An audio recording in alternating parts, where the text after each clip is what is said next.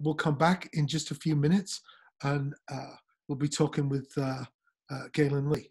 Thanks, Martin, I'm going to go into the chat room for a while and just answer some questions because I really sucked at watching and talking. Brilliant. So in the chat room, chat with Wendy. How awesome is that? Boom. Done. How do I need to? I should mute myself. Okay, you muted yourself. Thanks, Wendy. Yeah.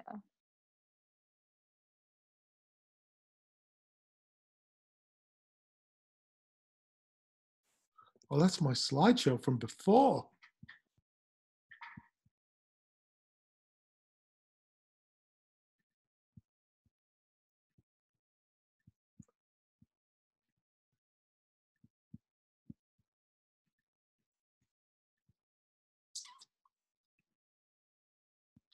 Am I sharing that, Molly?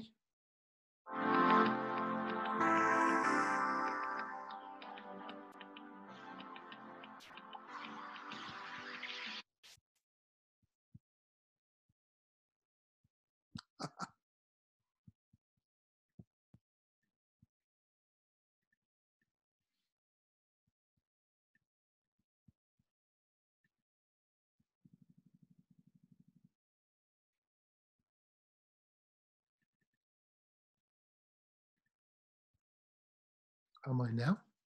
Yeah.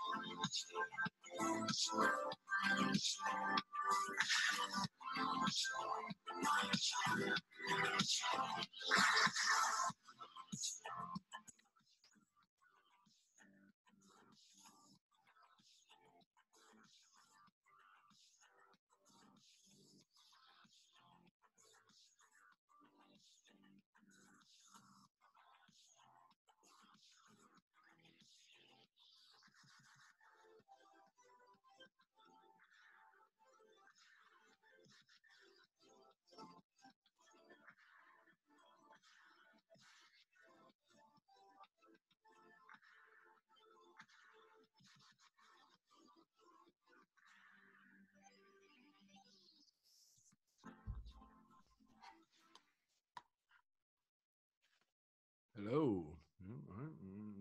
Stop. Yeah. What? Oh shit. What? I think Ren is me. Oi. Is he Gaelynn?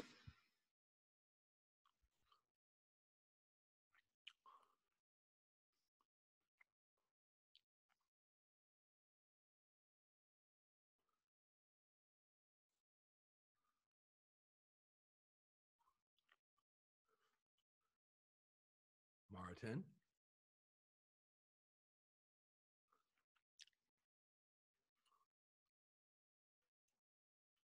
Can you hear me?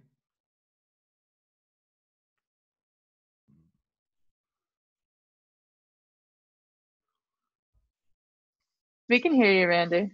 Okay, good. We're not broadcasting right now, right? We are. Oh, well, hello then. Sorry to interrupt. Sorry. It's all good. I thought you'd want to know. I'll be quiet until it's my turn then. All good, bud. Good to see you, man. Yeah.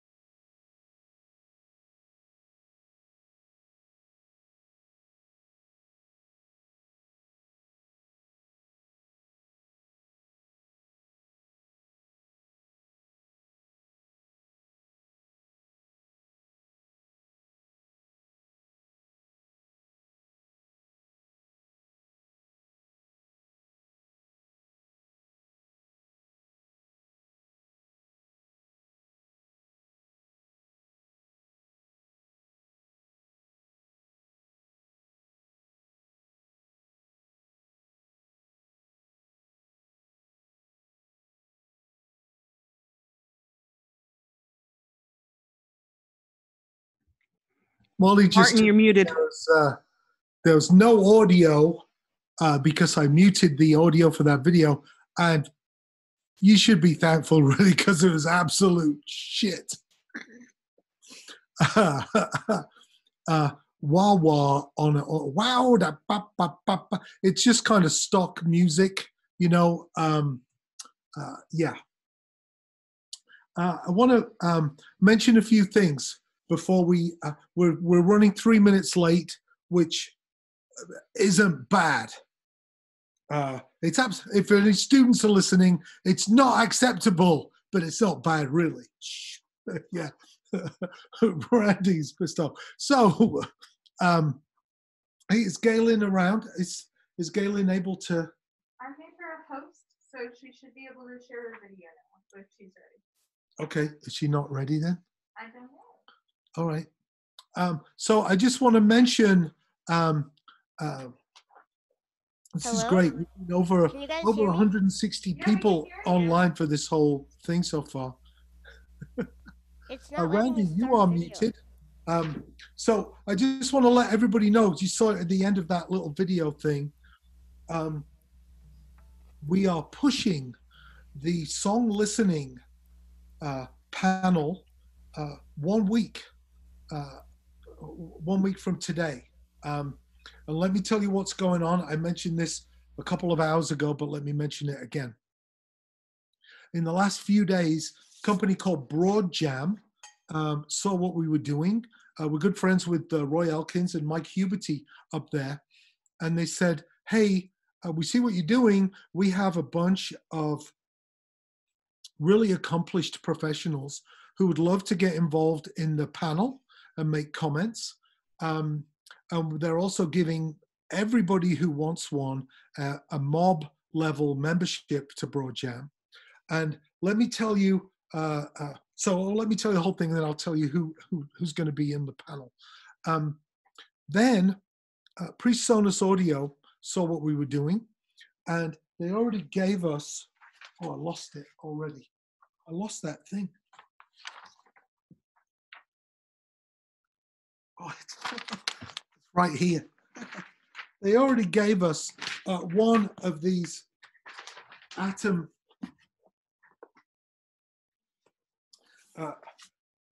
producer setups. That's from Frequency Sales and PreSonus.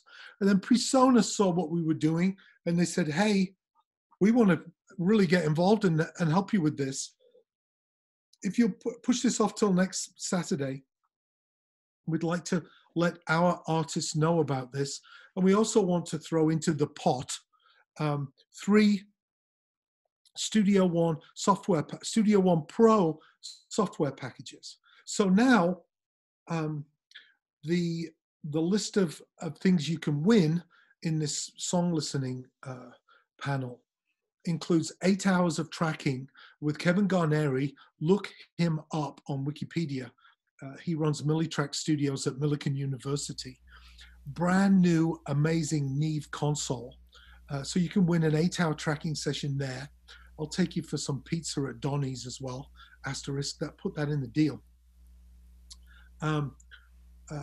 3 packages from disc makers, CD Baby, that include 100 CDs and 50 t-shirts. That's a $500 value. But if you use any of the things that we're talking about today, we just did in my panel at 11 o'clock this morning, or with Wendy, you take 100 CDs and 50 shirts, that's $2,000, right? And if you don't know what to do with 100 CDs and 50 shirts, go get my book off of martinatkins.com. It's free, and do yourself a favor, right? What am I missing out? A gift certificate from Blick Art Supplies. You could get a screen printing kit from them. They're $60, $70, $80. Thanks, Molly. The PreSonus Atom. And then Frequency Sales said, we'll give you another one of those Atom producer kits, which is pretty good. The Studio One, 5, 10, or 15 probably copies of my 3rd book, Band Smart. $100 gift certificate from Blick, signed, how do you say this word? Glycles? I'm assuming nobody knows how to say that word, so I'm in the clear.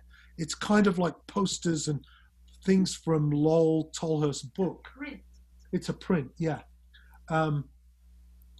We're giving away shirts from First Step Records. That's a student-run label at Millikan University. We're giving away some t-shirts from MMX as well. The Mob memberships for Broad Jam.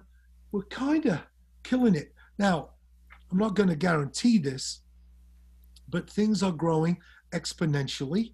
And I'm going to try and find a couple more things to throw into the pot for next week to make the song listening really productive for people. Also next week, Orville Klein, who actually runs samples for Pigface, is also a DJ of international repute. Yes, he's a certified Ableton instructor. He's going to be doing an Ableton, how to make beats in Ableton lesson at 1 o'clock next Saturday before we get into the listening session at 2. And let me tell you some of the people who are on this listening panel. Doug Diamond has worked with Bonnie Raitt, Natalie Cole, and Hans Zimmer. I'd say that's worth the price of admission alone, but there's no price of admission. Todd Herfindahl, ABC and MTV. Alex Johnson, who worked with Mama Freedom. Tupac.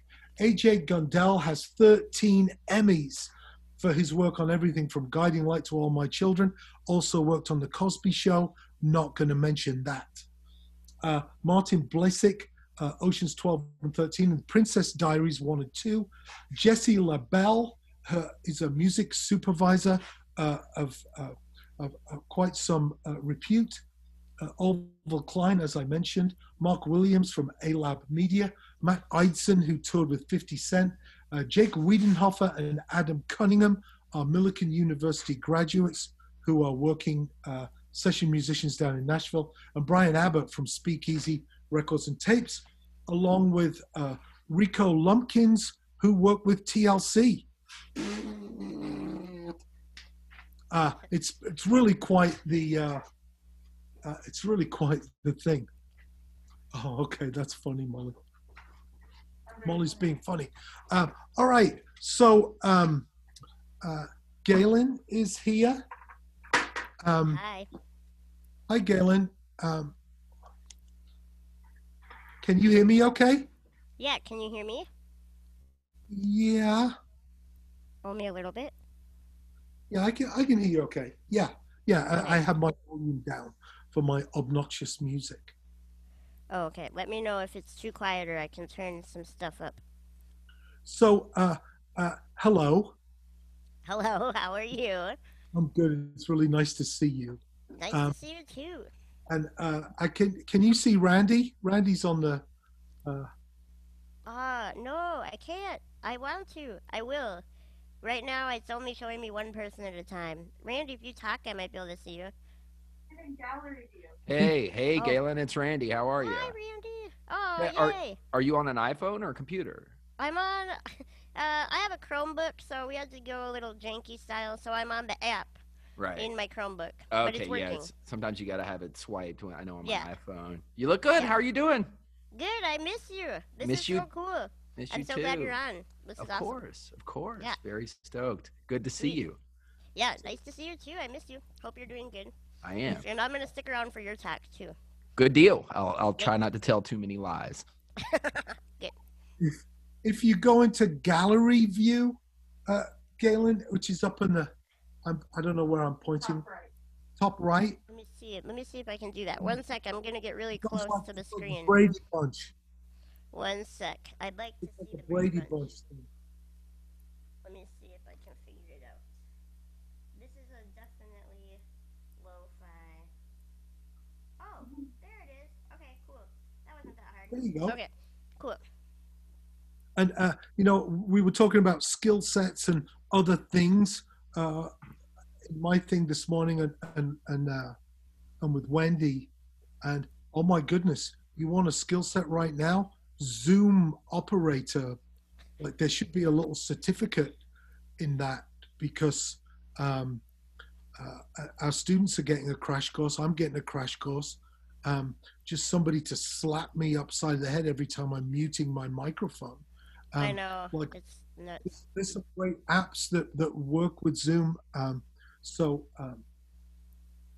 And before we get into this, Gaelynn, I wanted to thank you. I told everybody at 11 o'clock this morning that having worked with you since 2016, it's our relationship and me hearing things through your ears, I think, and your constant championing of disability rights that caused us to work with students in the university to have ASL during the conference today. I know. I heard that part. I was on secretly. Ah, And it means a lot to have people who aren't disabled take on the cause because it's a lot of work, as you now know, to get stuff set up, and it only gets easier if more people are doing it because kind of like Zoom, there's a learning curve, right? And now you know what to do, but you didn't know before, and it's a lot of work to figure it out on the fly. And if more artists are doing it, the whole music industry would change, and it means a lot that somebody without technically like a lot of people wouldn't think of that for Zoom, right? To have an interpreter, but it's important. I think it's important, and it's cool to have other people championing the issue too. You know. well, so thank you. And yeah, I you showed me how much work this is. I rationalized that this would be a couple of emails, just like the rider goes out, 8 cases of water, 1 case of beer. That's reversed itself these days. And and a ramp for Gaelynn and accessible bathrooms. And then I would look at the correspondence between you and venues, and it's 20 emails back and forth. And some of my emails are like, yeah, sure, go. Your emails were like, well, actually, the ADA Act says this, and that isn't technically acceptable, and you might want to think about this. And such caring patience that you have. for everybody. That I know you. It just kind of gave me a push to move this along. So thank you for that. Well, thanks for doing it. I mean, Pigface is a big moving parts operation, and to be included and know that you guys were supportive of me only playing at the accessible places meant a lot. I'm obviously going to talk about that a little later, but it's a matter of eventually just deciding this is what I'm going to do, and then following through. It's a lot of work now, but I'm hoping that again that we're moving in a direction where it won't always be 20 emails. Maybe it'll be 2 emails eventually, right? That's the goal. And I love that I've seen you make the economic argument um, to several clubs in an area of sharing expensive facilities and not just saying people should do it because they should do it. You're presenting different ways that they could make it happen. Um, so uh, you've got? Are you just going to speak? Is that what we're doing? Well, I was going to speak, and then if anyone had questions, I could answer some questions, and then I'm going to play at the end, of course. Yeah, because there's What? already 10 people go. Is Gaelynn going to play? Yes. Maybe she is. Yes, I Maybe. am. Too bad Randy doesn't have his tambourine. I don't think it works too well in Zoom, anyways. I know. Music doesn't sync up. Oh, yeah, the t shirt. Also, Oh. we have these um, official brand new shirts. And how do people get these? Can a student put a link in there? I don't know what's going on with that. It's a giveaway. Oh, it's a giveaway. We're giving these At shirts the away. end. Wow. Do you want to pose a question and have people answer it about accessibility or something, Gail? Oh, what did you say? Do you want to pose a question about accessibility, or do you just want us to randomly give 5 of those shirts away to people? It's up to you. I mean, if there's questions in the drop down, anyone who asks a question could be entered in it. I don't really care. However you want to do it, it's fine Okay, with me. that sounds good to me. Yeah. So Cool. why don't you take it away and uh, yeah. So I'll give you the speedy rundown. I wanted to talk a little bit about being an artist during COVID, but more particularly being a disabled artist during COVID, because there are some special considerations that I think aren't being discussed enough. And I think if I can shed some light on the issues, that is good. And then I would love to answer any questions you have afterwards, and then I'm going to play a tune or two. So, my name is Gaelynn Lee. I am a violinist from Duluth, Minnesota, and a songwriter.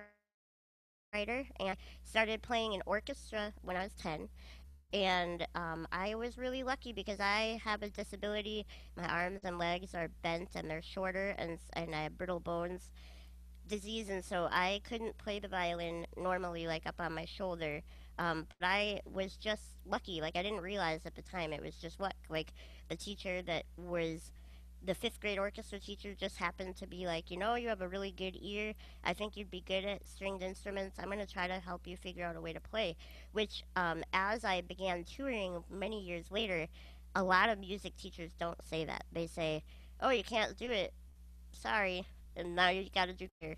And they don't encourage kids to adapt their instruments. And so I was lucky, and my teacher did, and I've been playing ever since. And then when I was out of school, I got out of classical music and switched over to folk and experimental and just kind of like improvisation and Celtic music and all sorts of different kinds of music. And a big change happened in 2011. I met a person named Alan Sparhawk, who's in the band Low. And Low is from Duluth, Minnesota as well, which is kind of how our paths crossed. But he formed a duo with me, and it was all improvisational instrumental music. And um, he would use a looping pedal, and he would loop my violin, and I would just play harmonies to what I heard, because harmony is my jam. Like, that's what I'm best at doing. And so he would do that, and we had this project. But one day he came over and he gave me a looping pedal and an amp, and he's like, here you go, you need to figure out how to do this on your own. Someday you're going to perform by yourself. And I was like, haha, crazy. I'm never gonna do that. But then it was really fun, and I loved looping, and I did end up performing by myself, and actually I started writing songs. I think because of the looping pedal, it gave me this freedom to explore music in a totally new way, and I started writing music kind of out of the blue at age 27. I had never written anything before that, um, and in 2016, I entered NPR Music's Tiny Desk contest, which um, there were 6,000 submissions, and you send in a video of you playing an original song in front of a desk. And that's the only rules. And so I submitted a song. I'll do it later today, probably. And it won, which was very surprising from Duluth. I'm just like a fiddle teacher, playing local shows. Had never ever toured in my whole life. But the very first show that we did for the Tiny Desk after the video was recorded was in Chicago, and that's where I met Martin. Bob Boylan knows Martin, and he had him on a panel, and Martin was talking about his book, and I was like, hey, I want to tour now because I just won this thing and I kind of think it'd be fun to try touring. And Martin's like, okay, well, take it easy, go one slow step at a time. And then I was like, can I read your book front to back? And it was amazing. So if you haven't read his first book, is the first one Tour Smart, right? And the second one's Band Smart, correct? Yeah, Yes. Band Smart's got some good stuff, and it's free from my website right now. But what I said, But Tour Smart's the one I what read. I said to you, Gaelynn, was, Yeah. by all that's holy, do not tour. Yeah, basically. He said, don't go in full time. And I said, well, I think we might sell our house and tour full time. And he's like, are you sure you want to do that? And I was like, yeah, I'm pretty sure. So we did that. And Paul and I toured, and it's always been very DIY. I never got signed to a label or had a manager or anything like that. And there's pros and cons to everything, but I'm kind of a little mini Martin in my heart, I think, and I really like troubleshooting, and so it's something that I like took his spreadsheets and adapted them to my own, and I just we went in full bore in 2016, and we toured for 4 years all over the country. And the more I toured, the more I learned about accessibility in the arts, and that's what I'm gonna primarily talk to you about today. It was just, I kind of think when you grow up playing in your own town, you think, oh, well, maybe my town's not accessible, but surely these other venues are, or surely these other people are aware of this issue, and you start to realize that it's a global problem, actually. Accessibility is a global thing. And so we toured for 4 years, and then, of course, the pandemic hit, and so um, that kind of put an end to all the live shows. I mean, they all got canceled and everything started transitioning online. And so, real quick, before I get too far into the accessibility part, just a side note is what we've been doing to sustain ourselves at home. I think you always have to multitask as an artist, and Martin said that again and again. But now it's even more true. Like, I'm saying yes to every little tiny festival that's online, and trying to do voiceovers and all the little things that people send my way, because I think at this point in time it's too early to tell what's going to end up working. I also have a Patreon page, which has been a huge lifesaver. I started it a year before because I want to write a book eventually about the last 3 years that we've been 4 years now that we've been on the road as a disabled artist. I want to write about that. And so I had started this Patreon, and I had no idea that it would end up being how we pay our rent, actually right now. Because right now we're not touring, and it was a huge godsend basically to have that. And then the idea of thinking of different ways to engage. If there's a skill set that you have that you can share, it's almost like it's never been easier to create a platform, right? You have this conference online, you think maybe 60 people will come, and now you have 400, Martin, or 700, or whatever. The registration number is huge. It's a good time to be creating, and if you're on the front end of this curve, um, the world is definitely going to change, and I'm going to talk a little bit about how I think some of these changes are going to be really positive for people with disabilities, but the world is going to change, and if you're on the front end of it rather than the back end of it, you'll have all these skills already set in place when the world starts kind of getting back out into the in-person stuff. I started touring I planned my first tour 6 months before it actually happened. So the other thing you could be doing with this time is starting to plan how are you going to do your next tour and start thinking ahead. Like I have a booking assistant that I hired, a PR assistant that I hired, and like I have all these spreadsheets down. And so I think that there's a lot of advanced planning we could be doing for when the quarantines are over and when people do eventually start getting back on the road. You could be one of the first artists ready to do that.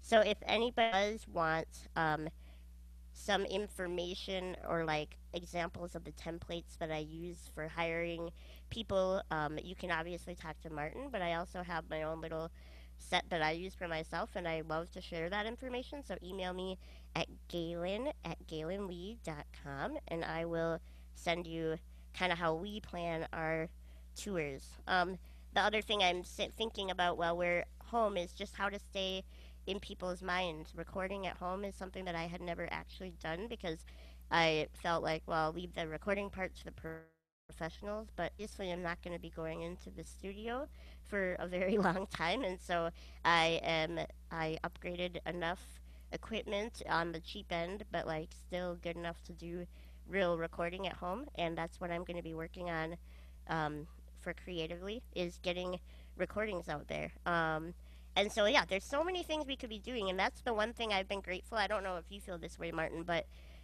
even despite ups and downs and like the depression that's kind of reared its head occasionally here, I mean, there's a lot of changes, and it's definitely hard, but I love being a creative person because a home time like this, I will never get bored. Like, there are so many projects to do.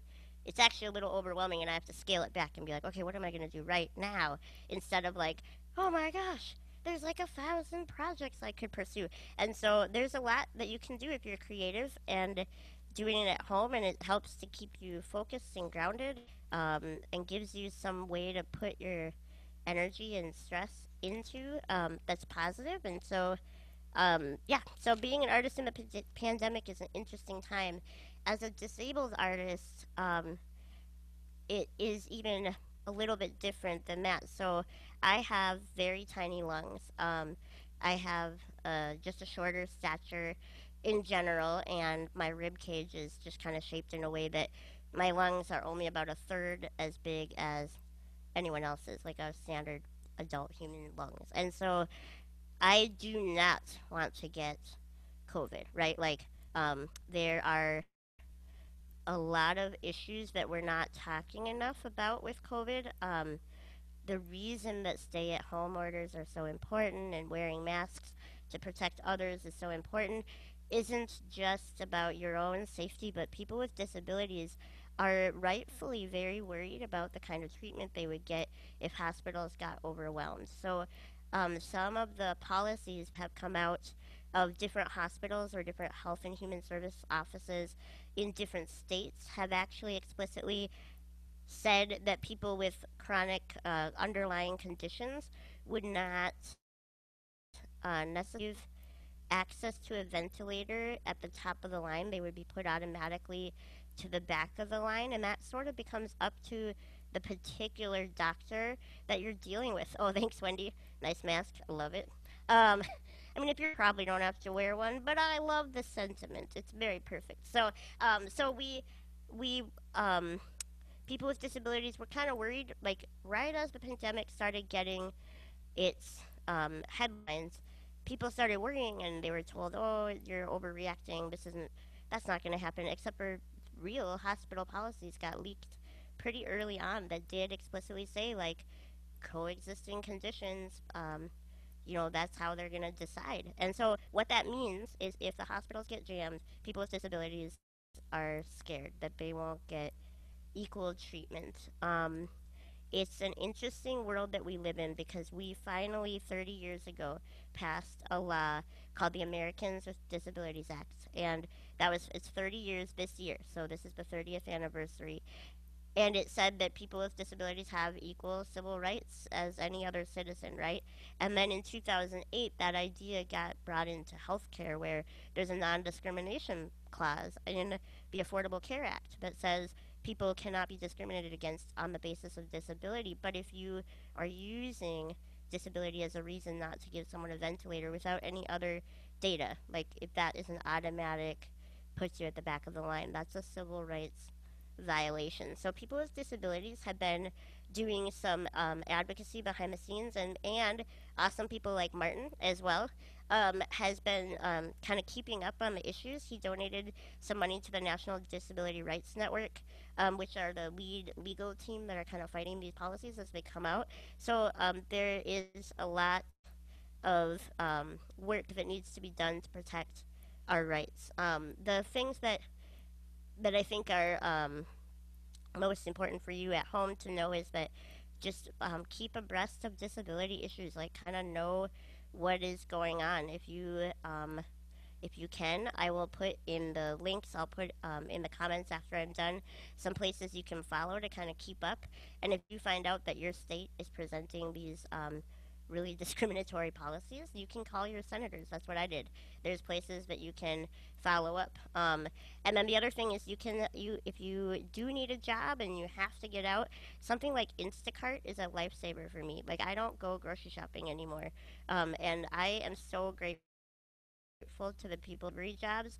I like give them the biggest tip that I possibly can, and I say thank you like 8,000 times because I don't want to. As I said, I don't feel like I would fare well if I got COVID.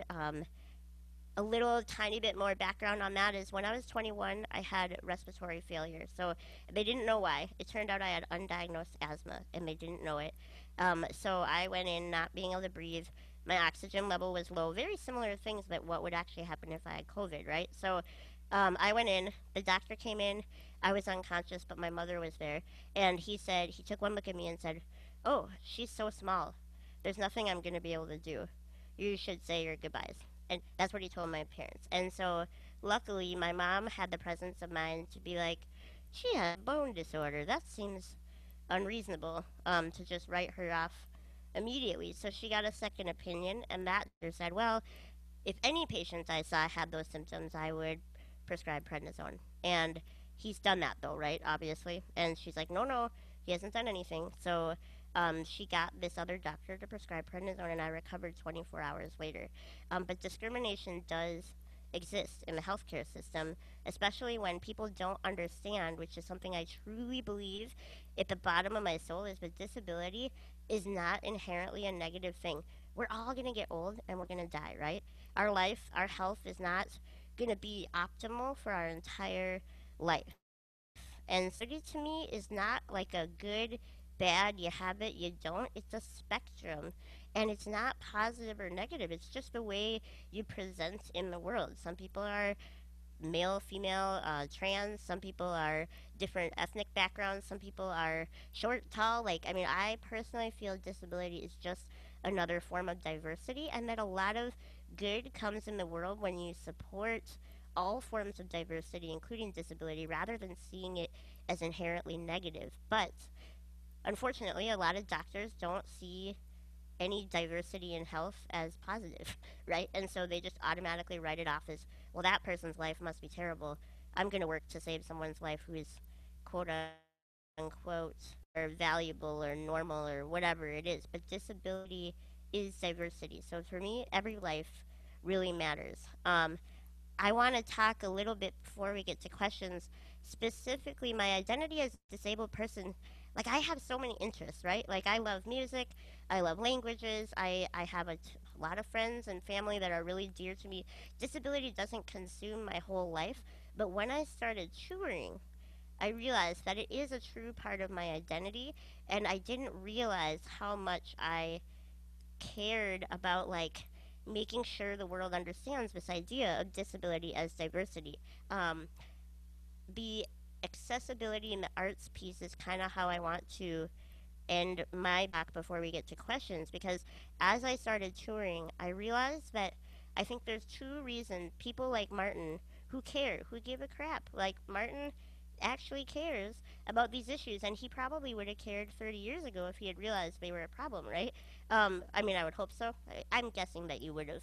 The thing is a lot of people don't realize there are so many barriers for people with disabilities. Like, they think, oh, there's curb cuts, everything's fine. But then they get deeper into the situation and they realize that, oh, venues aren't accessible. Oh, there's job discrimination. Oh, people with disabilities are like way more likely to be in poverty. Oh, people with disabilities are way more likely to be sexually abused. There's a lot of real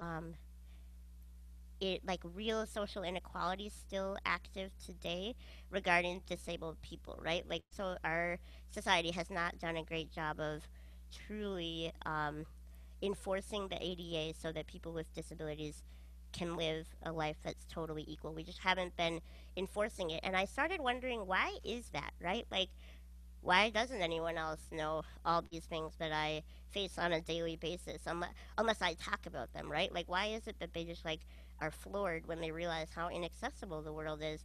Doesn't anybody know that, you know? And I realized there's two things going on.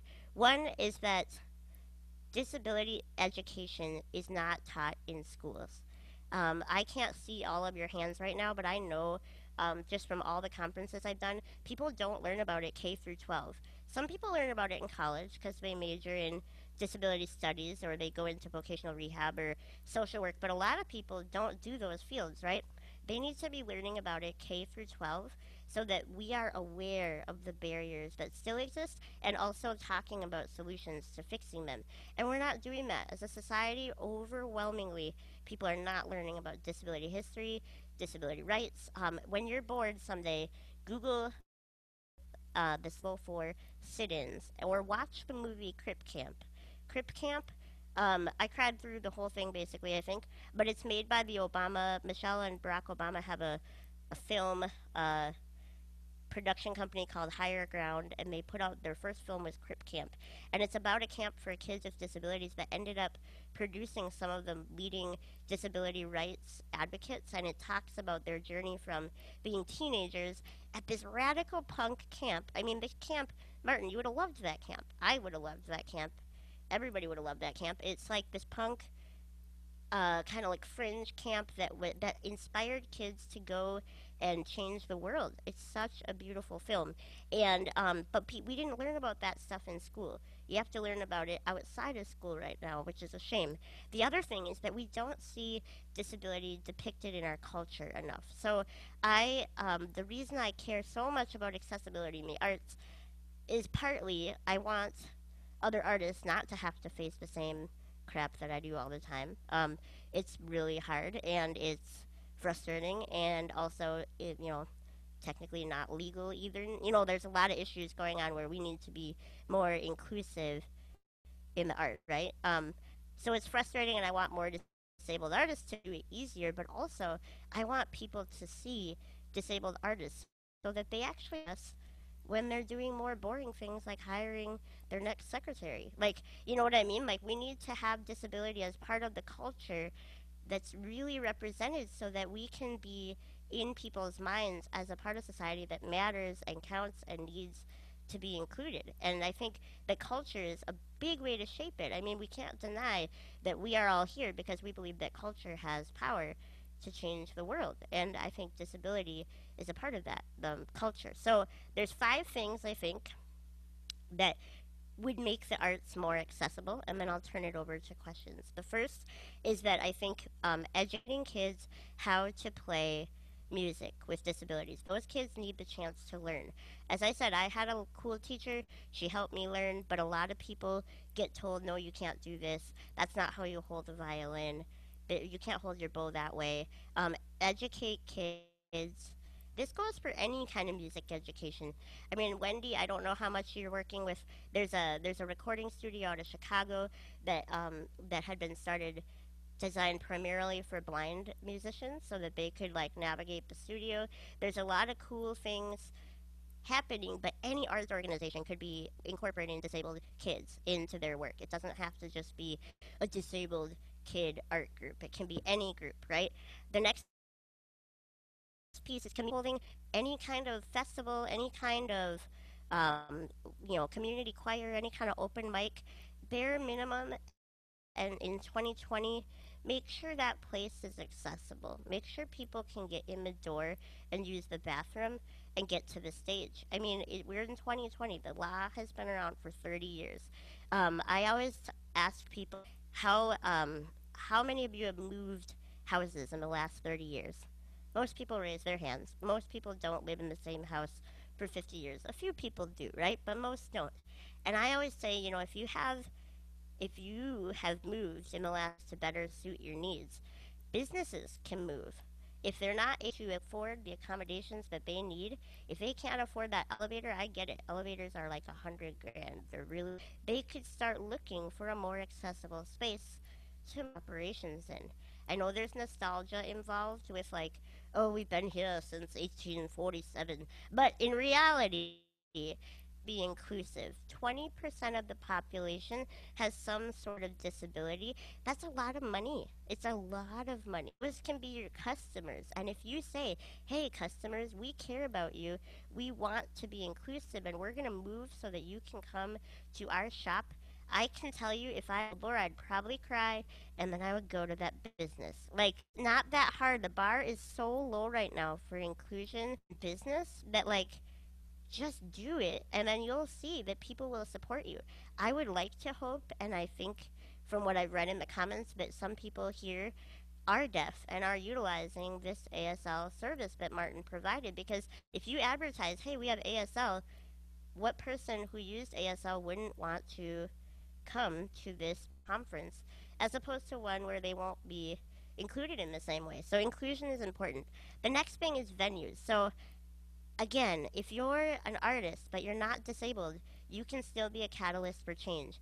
You can choose to play only at accessible venues. That's the decision I eventually had to make, because I would be going to venues for the second or third time, and every time they would say, oh yeah, it'd be nice if we had a ramp, but we're going to lift your chair up. And finally, like the third time in, I was like, you know, it's not going to change if I keep letting them lift my wheelchair up, which is, by the way, 300 pounds. It's a very heavy wheelchair. It's not safe for me. It's not safe for my chair. It's not safe for the staff to be doing that kind of lifting anyways. And also, it sends a very negative message, I feel, to performers, potential performers with disabilities, if they have to watch me get put on the stage on the ground and then somebody lifts my chair up and it's a very ugly, like, non graceful affair. Unless they're Beyonce, you're probably not being carried up onto the stage. Most artists walk up the stage themselves, right? I want to be able to have the agency to go up on the stage and just perform like anybody else. And so it wasn't sending the message that I wanted. So eventually I made a rule that every place I played, a ramp to the stage, or I was going to play on the floor, because I personally don't want to have want people to have to see that. It feels like inequality. And so by playing on the floor, it's a very subtle way to point out, hey, this venue doesn't have a ramp stage, without me having to say anything or embarrass them. But the audience can tell. They're like, whoa, why isn't she on the stage? Oh, how would she even get up there? I get it. You know what I mean? That's kind of the process that happens. The other thing that you can do to make your events more accessible is things like captioning and ASL, or lyric books. There's a lot of ways, you know, it's about these baby steps. If you're a big agency and you can afford it, you really should have ASL at all your concerts. You should have a captioner at all your. If you can afford to do that with a few VIP ticket prices, like, it's not that expensive. I personally would never make any money right now if I had ASL at every event. Unfortunately, that's just the way I would actually make $0. But whenever I play at a college and they can afford it, I definitely have them doing ASL. And then when I make more money, that's the very first thing I'll do. But there are some ways to do DIY accessibility things. A lyric book, as I said before, is very helpful. Martin and I have been talking about that forever. Oh, that's my phone. Terrible. Okay, Martin and I have been talking about a lyric book forever, and I need to get on that. But what I have done occasionally is printed my lyrics and just had a packet of lyrics printed in the back, and people who are hearing impaired or just have trouble focusing on auditory things, they have appreciated having the lyrics in front of them. The other thing you can do is a PowerPoint captions. So what you would do is you would have all the lyrics one line on a PowerPoint slideshow, and then you'd have someone in the back just clicking as you went through the lyrics. Again, this is not ADA, like, this is the way you should always do it. This is like, if you're a DIY artist and you have no money, think about how you can be creative to be accessible. That is the kind of stuff that we can all be doing. You don't have to be disabled to do any of this stuff. You can be a part of the solution, even if you're totally able-bodied. And then the last two things is, first of all, representation. As I said, 20% of people are disabled, right? That's a lot of people. 20% of the people we see in festivals or on stage are not disabled yet. And so, how can we make that ratio more true to real life? I think that that's something that we can be focusing on if we're hiring our opening acts, if we're doing an art show, like all these things. Try to think about diversity to include disability. And in 2020, you wouldn't have a festival of white dudes. You just wouldn't anymore. That's just not the way the world works, which is fine. I think it's good to have diversity, like, and include disability in that idea of diversity.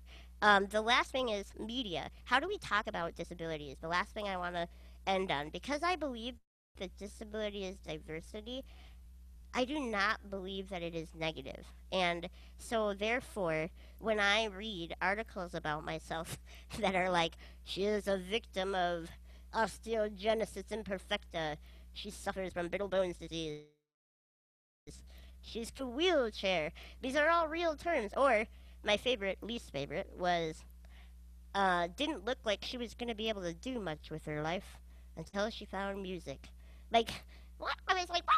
That's not accurate. Like, what are you talking about? So, the way we talk about artists with disabilities says a lot about how we feel about that disability. So, if you're a writer or if you're just making an Instagram post, whatever, think about the words you're using. They should not have negative connotations when you're talking about disability. If you have questions about how someone wants you to refer to them, it's okay to ask too. A lot of people have said, how do you want me to talk about your disability? The reason I knew NPR Music people were cool is the very first day before they announced that I won, they said, how do you want us to talk about your disability? That is all you need to do, because I'm going to tell you what I truly like, how I feel it like how I want it represented. And that's important, because it's important to own a narrative when it's been maligned for generations, right? When there's been a really negative message about your existence, think about how much of a bummer it would be. And this is something that I hadn't realized until I started reading more from disability rights advocates, but it does drain on you to hear everybody talk about your life as sucking. Like, as like, suffers from this, she was never able to do this. And I'm like, well, but I actually like my life. Like, FYI, I enjoy my life. I've done a lot of really cool things, and even if I never leave our hen, I've done enough cool things already in the last 4 years that like are sustaining me for the future. Like, we have done a lot of cool things, and I enjoy being alive. And even people I know with different disabilities maybe aren't able to get out, they still enjoy their lives. Statistically, people with disabilities rate their quality of life as equal to anyone else. It's the people on the outside that rate their quality of life as horseshit, right? It's not us. We're not like, our lives suck. It's other people saying your life must suck. And so that has to change. We need to understand that people can enjoy life in many different circumstances. We don't, it doesn't have to look the same. Again, disability is diversity. Diversity of lived experience is also a valuable thing. So that is sort of what I wanted to talk about with accessibility. If there are any questions, I'd be happy to answer. And then, of course, but these are all my ranting thoughts. Sorry, I was very caffeinated when I did this. I hope that was okay. Okay, Well, so anyone have a question for me? I have a few comments. Yeah. You know, every time you were depicting an asshole that was talking to you, with an English accent. Anyway, moving right along. I love Britain and all of its people, so that was an accident. I apologize. So maybe that's my bias. I got to work on that. Thank you for pointing that out. Wendy's got my voodoo doll out. But you know, you're so right about. I remember once you did go on tour after I advised you not to. Like I remember saying to you, just go for a weekend, see how it feels. And then you're like, yeah, no, I've read your book. I'm like, yeah, okay. She's going to take my advice. She's like, yeah, I've read your book. We're selling the house and we're going on tour. And I would see pictures of you. Here I am on stage with the choir in Prague. I'm like, what the fuck? And then here I am in a field with a cow in Ireland. And I was jealous. I'm like, she's going around the world. It looked like you were having a blast. We were. Yeah, yeah, you did. But also, if just, so we met in 2015. 16. No, you played with Just barely. April, I think, of 2016. Really? Okay. And then you played with us at the House of Blues in 2016. Yep. And you've helped me navigate this thing just by maybe just going along with whatever bullshit I come up with. But I asked you to play with Pigface at the House of Blues, and then cleared the stage. We actually cleared the stage because we're frightened of like what's going to happen, and got the cables, and you came out, and I sat on the drum riser behind you just in case some overreactive Pigface fan, as they are wont to do, would come jumping on the stage, and I thought I would sit there just ready to deal with anybody. But as I'm looking around, I'm like, well, oh, nice one, Martin.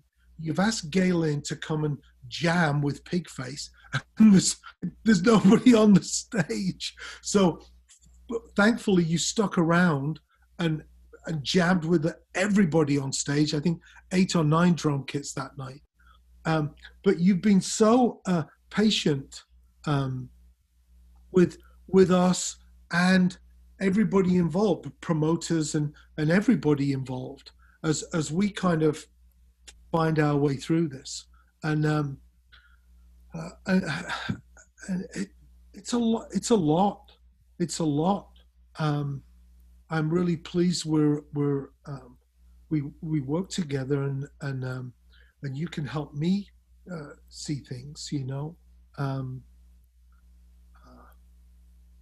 but it's a journey, and it's a lot, and oh my goodness, I know you don't like being called inspirational, but you fucking are, so eat that, deal with that. I'll give you a pass. One pass. Motherfucker. If I put motherfucker on the end, it's okay. You inspirational motherfucker. You won't let go. I've seen those email chains, and I love that person, and I love the person on stage with Pigface with a toilet roll leaf blower spinning round and round, and I'm so pleased that you come and do this with us today. Well, my favorite memory from this last Pigface tour was, so you know how I say if I can't have a ramp, I play on the floor. Well, I didn't really picture what that would feel like at a Pigface concert, which is, a little different than my vibe, where people are just sitting on the floor, maybe getting a little teary-eyed, and Pigface is like a lot different. So I did stay on the ground for one of the shows, and Randy and Bob Dog came down to like jam with me, partly just because I was alone by myself on the ground, but also because then I wouldn't get smushed to death by anyone.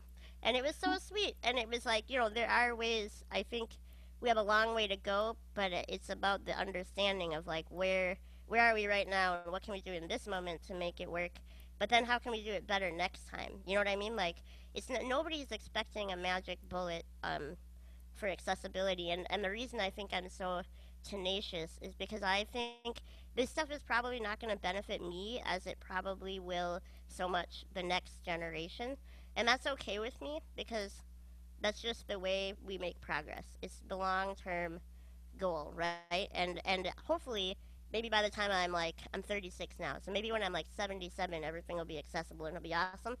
But in the meantime, I want the next generation of little kids who come to my shows, because I try to do all ages shows, and little kids with disabilities, I want them to see me and be like, oh, a disabled performer, sweet, I'm gonna do that too, and then actually be able to do it, and it'll be easier and more inclusive, and I think that would be cool. But you guys are on the right track, and everything that we've done with Pigface, I backed out of a couple shows on that tour because not all the venues were accessible, and it was a hard decision. I like called the tour manager crying, and I was like, I don't want to be a jerk, but like I don't want to do something that I said I wasn't going to do anymore, which is play it in accessible spaces.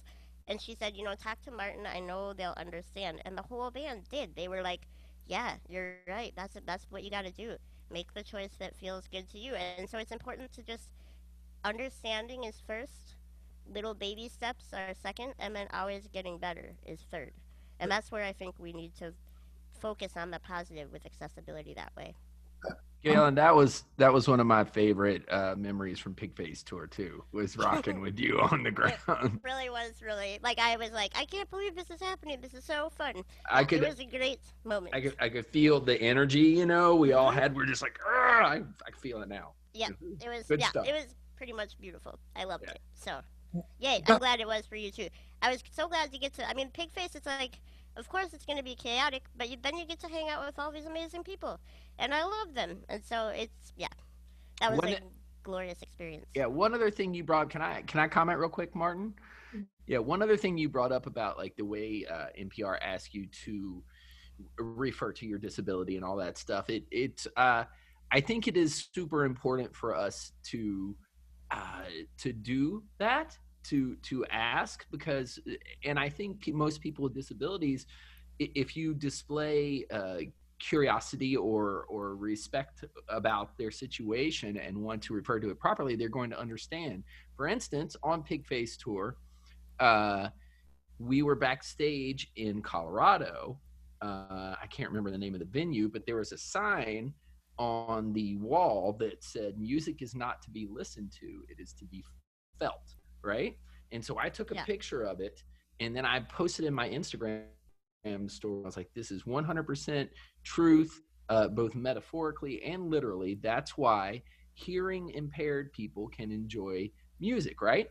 And I thought about how to phrase it with the hearing impaired thing, because I didn't want to discourage only people who may not be totally deaf or people who could hear a little bit. I thought maybe it would cover the whole spectrum. And then I got a message from a deaf person who said, actually, in the community, most deaf people prefer not to be called hearing impaired, right?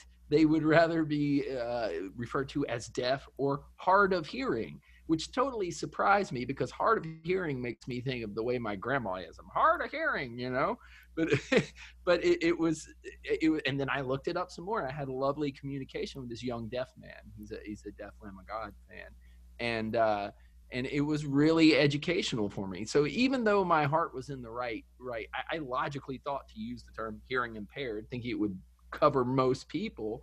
It wasn't. It's not the preferable term, and and that was me being with good intentions. So if people aren't even trying, it's got to make it even harder. So I think that was a really super important point you brought up about how NPR ask you, how do you wish me to refer to your disability? That's just all I have to say, because it set my wheels spinning. Yeah. I'll be quiet now. Play violin. That's great.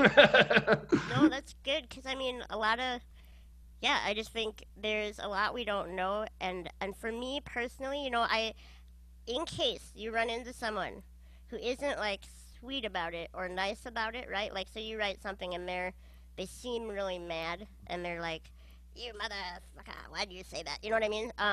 The thing I have had to learn is my personal motto for myself is I always want to treat every person with respect, because I really do believe all people matter, and disabled, non-disabled. I really do believe that like everyone has value. So my goal is to be respectful as much as possible with every person without giving up my boundaries. I have very firm boundaries of what I will and will not do, but I can be nice about it. But I have to remember too that some people with disabilities did not grow up with supportive families. They've been super abused. They have had a lot of assholes in their lives, right? And so I personally am an advocate for kill them with kindness and also education, and like really really work to create a partnership, like the way you feel like you were talking to that deaf man, and you saw eye to eye and you had a meeting of the minds. And that's great because that's kind of how I prefer to do it. But there are people that are just mad because it has been 30 years. I mean, this law is not new.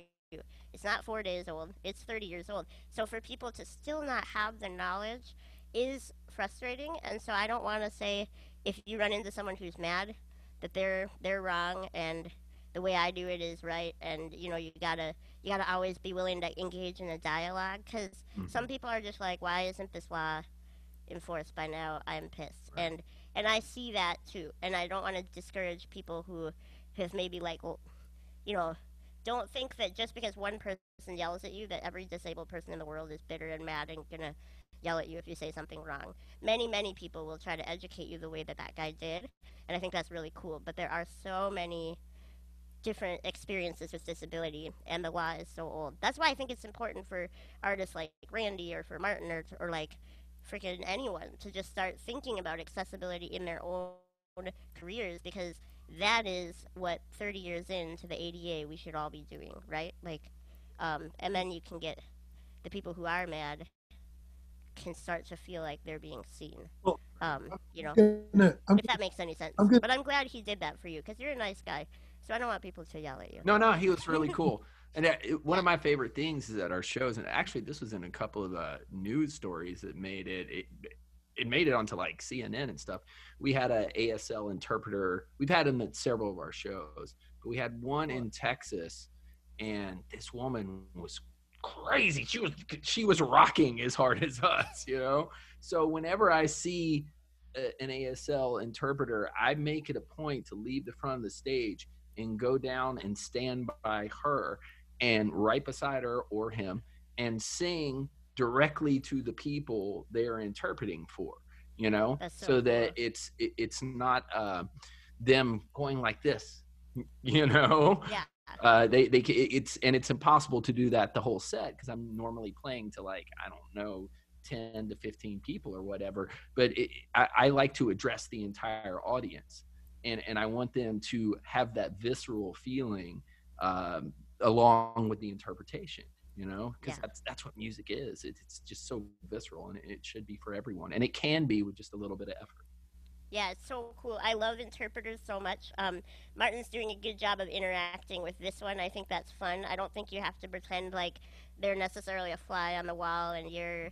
you're separate from them. I like interacting with them as well when I'm on stage. One time I did a concert with a hip hop artist, and then it was me, right? They were first and then I was second.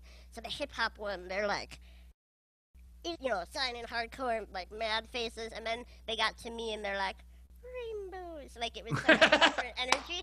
And everyone in the audience, whether or not they were deaf, were like, dang, it was so fun to watch the interpreters. That added so much to the show. So it can actually be like an asset.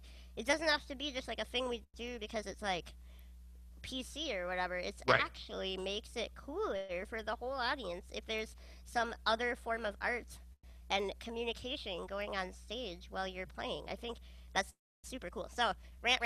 But that's Mhm. yeah, I love interpreters too. I'm Am I gonna, taking too long? I feel bad. no. I'm gonna disagree with you in a British accent, though. Yes. Um, because so when you say it's going to be somebody else in the future till you make a difference, I mean, you're making a fucking difference every day, Gaelynn. And Oh. you just look at, now here we are. I did think it was a solution for 7 security guards to lift you on and lift you off stage. And wow, phew, we did it, problem solved. And then I think you said, yeah, but I want to decide when I leave the stage. I'm like, oh fuck, she's a performer. She should get to decide when and I don't think anybody in Cleveland. We were talking about the Detroit show in Pontiac, right? But Cleveland, Beachland Ballroom. We ended up with you playing an art gallery down the street, and we announced from the stage, "Hey, Pigface fans, yeah, we're all going down the street." People, but I got a place in the front row. Come on, and we all went down. You're making a difference everywhere you go, and no one in Cleveland involved with that club is going to reply to you like they did a year ago because they're like, oh, fuck. This isn't a 2 email chain. Galen's going to just keep on going. And you're making a difference every time you do that. And so it's painful to hear you say that you won't get the benefit of that because I see the difference in just a few years. I wish it I was. agree. I mean, I agree. There are changes even now. So there's some venues that have really gone above and beyond on tour already. So there's a venue, he knew about my guidelines of how I wanted to play on the stage, and he didn't tell me, but he's in North Carolina, a little bluegrass venue, maybe 100 people. He held a fundraiser 2 months before I came without telling me.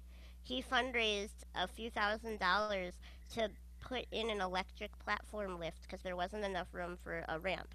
And he did it, and the week before the show, he called to say, I'm so excited. They're installing it right now. You're going to be able to get on stage, and so will everybody else. And he was just like over the moon. And I think I did get pretty choked up because it was like, what? This is so cool. And so I know that the changes are happening. I think we need to see a shift that feels like other people besides the disabled artists are on board. And I think it's starting. I think we're at the beginning of this a curve, right? We're at the beginning, and we just got to keep that momentum going. It can be done. I'm doing it. There's other artists out there with disabilities. Lachi is a blind soul artist who's really, really cool. Wheelchair Sports Camp is an awesome hip hop group that's amazing. Velvet Crayon is like a looping artist. There are other disabled artists doing what I'm doing. I'm just excited to see the day when it's just the norm for all artists to be aware of what accessibility looks like. So that's what I meant. But I know you're right. There are positive changes even now that I've been able to see and benefit from just by having a standard. So don't feel like you're a pain in the ass if you set a standard for yourself. And I know it's hard, and a lot of artists tell me, oh, well, when I get big, I'm going to do that. And I can't judge them. Like, they have to do what they want to do. But I don't think they realize how many shows I play for 25 people. Like, I am not a big artist. I'm just a really stubborn artist. Like, and that's okay. Like, that's fine. But also, I kind of waver on this as well. And I think you were definitely caught up in it on the last Pigface tour. I think you were going to do 10 shows and maybe did 6, was it? Yeah. Yeah. Yep. But I think that I deliberately I was trying to push things too, and so I think there is a value, and not that I know it's tough. There's a value of going into some of these venues, and the penny doesn't drop until the penny drops, and people say, oh shit, we should have done that, and we could have done that, and yeah, and it's that the documentary Crip Camp, it's great. And then at the end, I forget the name of the woman, and she says, Judy, yeah, it's a big celebration. Then she grabs the mic and says, yeah, I don't want to burst anybody's bubbles, but now we get to go to the bathroom. Are you fucking kidding me? And but it's definitely a step. It's definitely a step. So I know there are questions, but I'm gonna suggest this. I really want you to play. I'm sure everybody wants you to play. Would you play and then maybe and then stick around and answer questions in the chat afterwards? Yeah, I can do that for sure. Okay. Do you want me to do 1 song or 2 songs? That will determine. Well, I'd say 4, but I'd settle for 2. Am I throwing the schedule off too much? Hopefully not. Well, okay. No. I will do. Should I do 2? I mean, is that okay? I would love you to do 2 songs. Okay, I'm gonna do 2. I like to plan my sets out, so I gotta know which one I'm gonna do first. Well, I know Randy's messaging me saying you're eating into his time. What the fuck? Oh crap! Poor Randy. Sorry. We ended up chatting. What are you gonna do? This happens all the time. No, okay, you're not eating into anybody's time. It's what'd you say? You're not eating into anybody's time. Okay, sweet. So this is Watch the World Unfold. I think it's a pretty good COVID tune right now.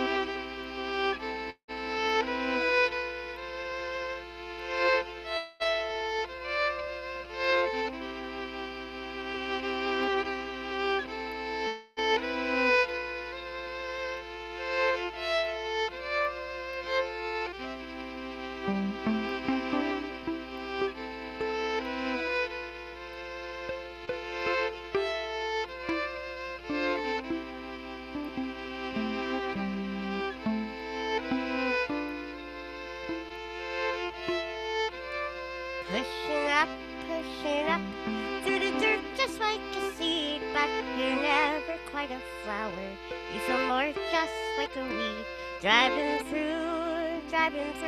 You wanna know where you are going, but the windshield's always dirty, and you never get to see what makes you think that you'll ever get there. What makes you think you deserve to know? Who are you really? Are you so important? Take a look around and watch the world unfold. Watch the world unfold. Watch the world unfold. Watch the world unfold.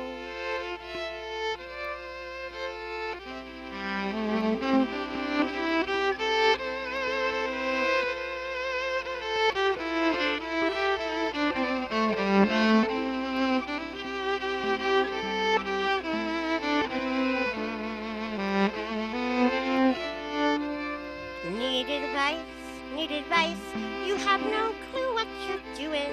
Moral compass it is spinning, an identity unhinged.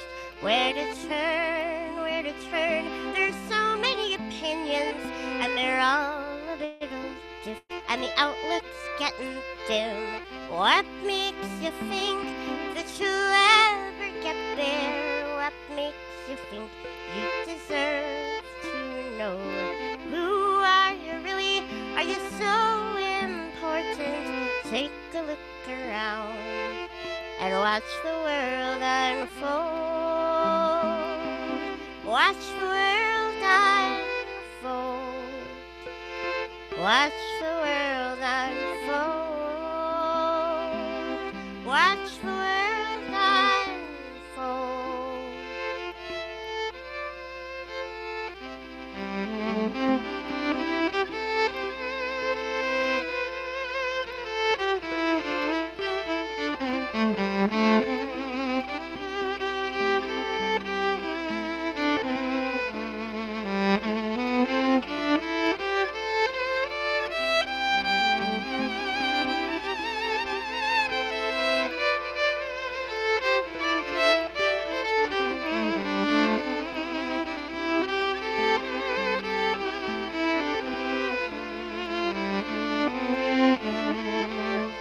Pushing up through the dirt just like a seed, but you're never quite a flower. You feel more just like a weed. Yay, thank you, Martin. Yay, thanks for letting me play. Do you want one more tune? Yes, we fucking Okay. do. Okay. Okay, I'm gonna do the one I entered into the Tiny Desk contest called "Someday We'll Linger in the Sun." Can I just Yeah. say something before you do that? Yeah. Ah, you know, I play drums, and I love it when I'm playing drums through a big sound system because I know my bass drum is just punching people in the chest, and like you're doing that to me with a fucking fiddle, you know. Yeah. So thank you for that, and also, you know, we recorded your performance at Speakeasy a year and a few months ago. Um, just before the Speakeasy burnt to the ground. Yeah.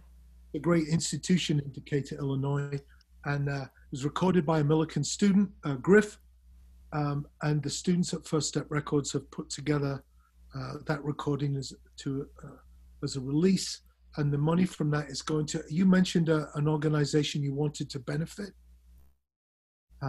Yeah, the National Disability Rights Network. Okay, and we're also giving money from that release to Speakeasy to help build an outdoor stage. So, Sweet. and this song's included in that. Oh, cool. And I forgot to mention tomorrow at 2 o'clock Central Time, and every Sunday I do a live show on YouTube, and I finally have the gear so that it won't sound like I'm under a can in the bottom of the sea. So, if you want to tune in every Sunday at 2 Central Time, I'm on YouTube. So, this is Someday We'll Linger in the Sun.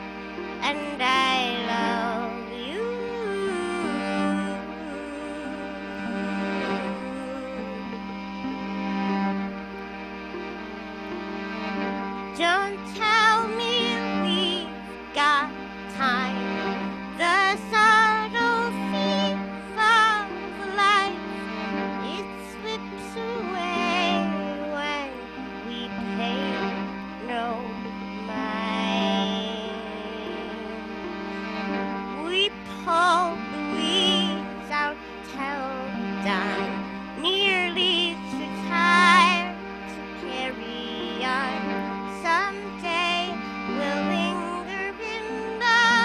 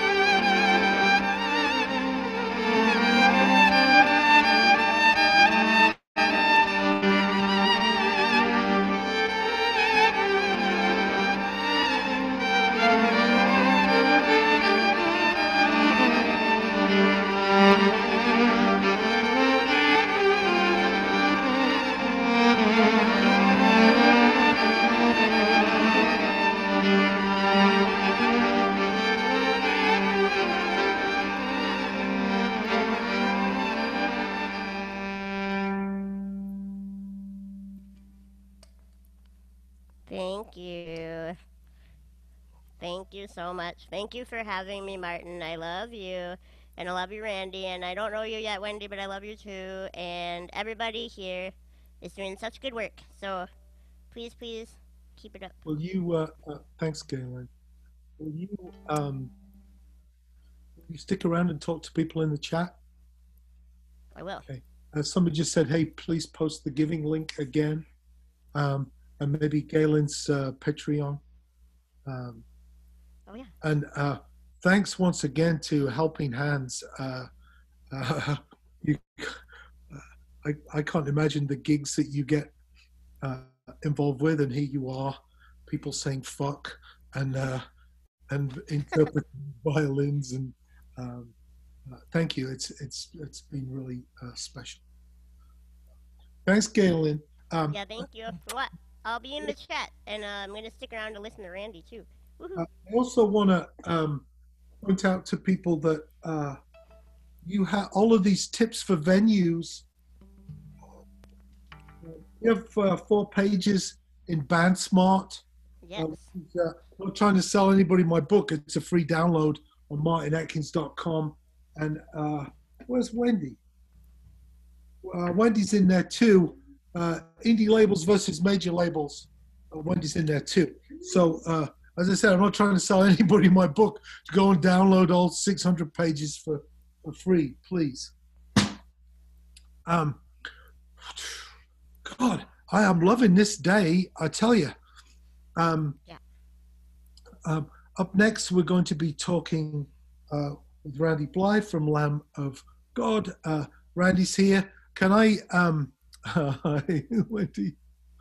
I'm wondering if I can, do you just want to go straight into this, Randy? You need to, what do you need to do? Can you hear me, by the way? Am I on? Is my gain up enough? I'm going to go, your book is in the other room. I'm going to run and grab your book. Right. I'll be right back. Cool. Cool. Yeah, And you can introduce yourself while I'm getting your book. all right. You want me to introduce myself? Sure. Sure. Hey, my name is Randy Bly. And